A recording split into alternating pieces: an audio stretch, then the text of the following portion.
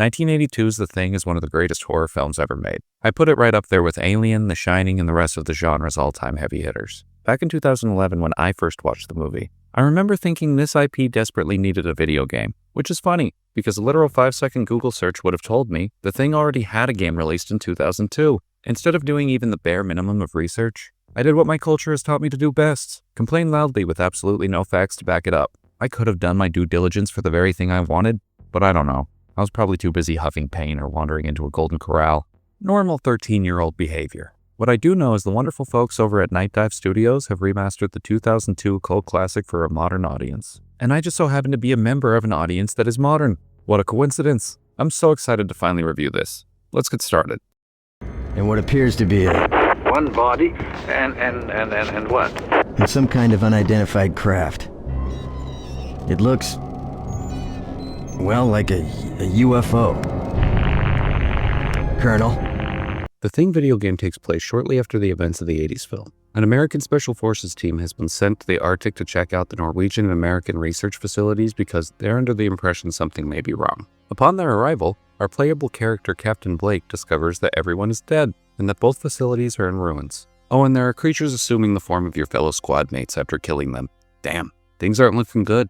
At this point, the only thing that Captain Blake can do is investigate what happened at both facilities and track down as many survivors as possible. I just hope the Swedes are okay. Not Swedish, Mac, the Norwegian.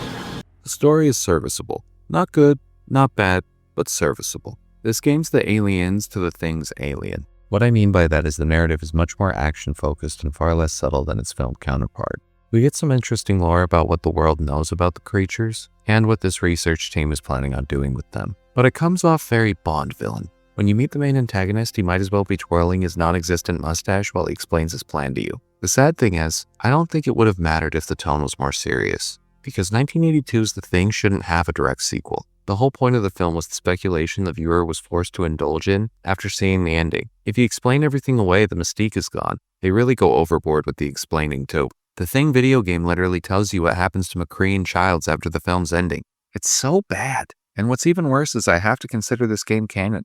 Why? Well, because John fucking Carpenter not only approved of the narrative, but he actually appears in the game.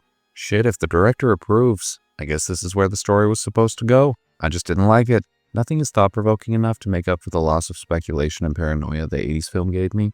With the story, that is. There is some paranoia when it comes to the gameplay, but that doesn't help in the story section.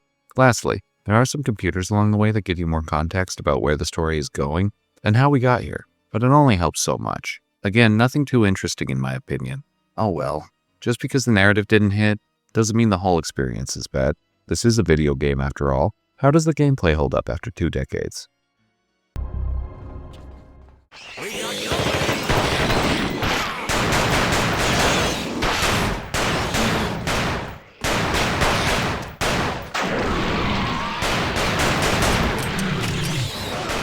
When it comes to the shooting of the Thing video game, it's pretty par for the course when it comes to third-person shooters. They even have a weapon wheel with a solid selection to enjoy.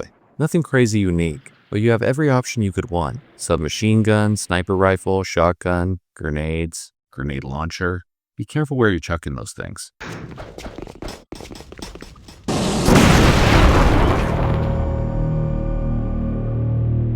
You can also shoot from a first-person perspective, but it locks your movement, so third-person is going to end up being your go-to, because you need to strafe if you want to survive. There is a very generous auto-aim feature, which is good, because you're going to need it, especially for the squirrelier enemies that would be hard to hit without some assistance. That doesn't necessarily mean the enemy variety is fleshed out, though. There's anywhere between 5 to 7 enemy types in the game, and that includes the abundance of human enemies with rifles that you encounter. It's crazy how many humans with guns you end up fighting in this game. You don't have to deal with humans for the entirety of the 9-hour runtime, but they definitely pop up, especially at the end. Holy shit, did they send a lot of dudes at the end. I felt like I was back in the American school system, and here I am without my bulletproof backpack. Oh, darn it. The gun-wielding enemies aren't even the worst part of the ending, by the way. No, it's the last boss you fight. The boss fights were okay for most of the game. Not exactly inspired, but they were welcomed additions to the gameplay, because they broke up the linear sequences of clearing rooms with the basic enemies. But when it comes to that last boss fight, well, there's no other way to say it. The last boss fight is boring, uninspired, and tedious. I'm going to spoil it, but you should still stick around, because I'm doing you a favor. The last boss fight literally sees players hop in a helicopter, man a light machine gun, then fire with reckless abandon into what looks like a hentai tentacle, I think? Okay, that sounds pretty standard for a video game boss fight, especially for one made in 2002. So what's the problem? The problem is the sequence might as well be a cutscene, because there is no challenge or risk to the player. I know this because after firing at this thing for 5 minutes while suffering no damage, I literally pulled up a video on my phone and watched that while I was holding down the trigger on my controller. And I fucking won. I shit you not when I say I looked up from my phone thinking, what was I doing again? Oh right, I was finishing the game. I don't know if the OG devs were rushed when it came to the end of this game's development, but it wouldn't shock me in the slightest. Luckily there's a lot of good qualities in the gameplay, otherwise this video would have been a chore. Firstly, the squad mechanics are solid, and do a lot to set this game apart from other standard third-person shooters. You can pick up a total of 3 squad mates, who are one of 3 classes: Soldier, Medic, and Engineer. The Soldier is effective with any weapon, and offers some extra help in combat. The Engineer opens doors you're unable to, and the Medic can offer healing items. Sounds great, but these AI companions aren't the mindless drones you see in other games. Well, they kinda are, because they have a problem of shooting you in the back if you stand in front of them. But they aren't just dumb, they're also emotional. Each squad mate has a meter that indicates how much they trust you, and they'll start to panic if it gets too low. For example, North here is skeptical of Captain Blake's intentions. I see where North's coming from. It's important to be skeptical of the white man, especially if they just walk out of a blizzard, asking you to follow them. Blake's like, no, seriously, I'm here to help you. Then North starts panicking. That's what you guys always say. And of course, after that, Blake succumbs to the natural urge to colonize.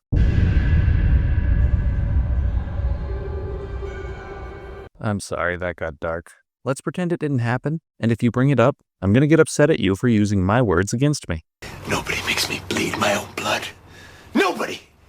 Once your team trusts you, you don't have anything else to worry about. Or at least that would be true if it weren't for the fact that anyone on your team may be a thing. There are these syringes that you can use to test people, and if they turn out to be a thing, you know what to do.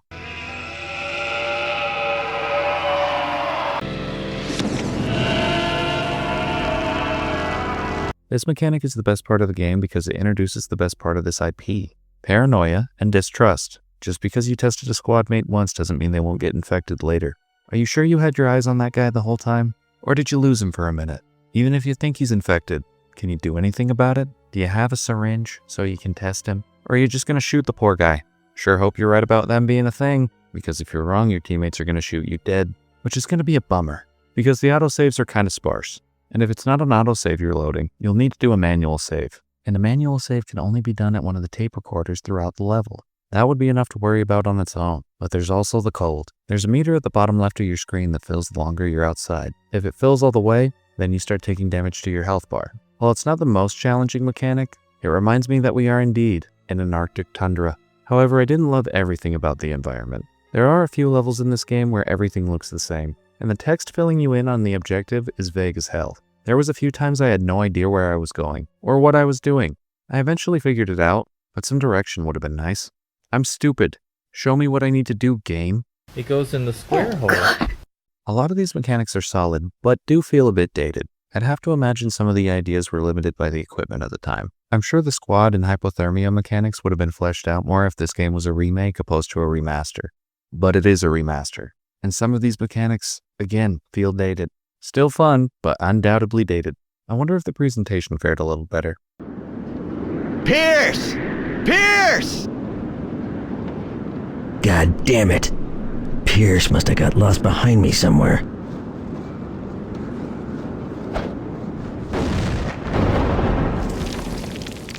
It's very important when making this game that the developers capture the general vibe of the film. If the fans didn't immediately recognize the characters and settings that this game was trying to pull off, the whole thing would have collapsed like a house of cards. Fortunately, this game nails that needed vibe flawlessly. The remaster of this game has allowed it to look the best it possibly can. Of course, the animations of the character models look basic and funky. They were designed and rendered back in 2002, but the folks over at Night Dive Studios made sure those funky visuals were going to have the highest definition possible. The gore is appropriately chunky considering the subject matter as well. The Thing is known for body horror, so it would have been tragic if this weren't the case. The game looks pretty good, all things considered, but the visuals aren't the main reason this game feels so at home in the Thing franchise. No, that's because of the sound design. Gunfire packs a punch, and listen to that crunchy reload sound. Oh, nice! They did an outstanding job bringing the audio in this game to life. They even brought the famous "ball won't" sound back. It's a good thing too, because this game wouldn't have felt right without it. We do run into more subjectively bad stuff. For example, the grenades don't pack as much of a punch as I would have liked. I want more razzle-dazzle with my explosions. Also, the dialogue in this game isn't written or performed very well, but I don't care. I'm the type of guy who likes it when things get a little goofy. The opening cutscene is one of the strangest things I've ever seen. The pacing, the way people talk, everything about this is off, and I kinda love it. Larson! Larson! Oh, wake up!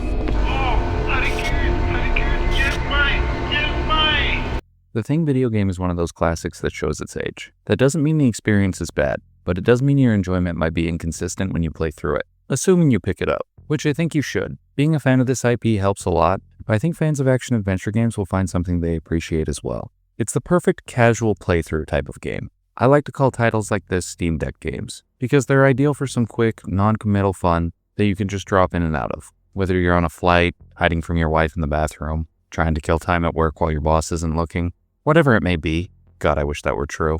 Regardless of my working man troubles, check this game out if you get the chance. Lastly, solidarity for workers forever, fuck ICE, and as always, thank you for your time.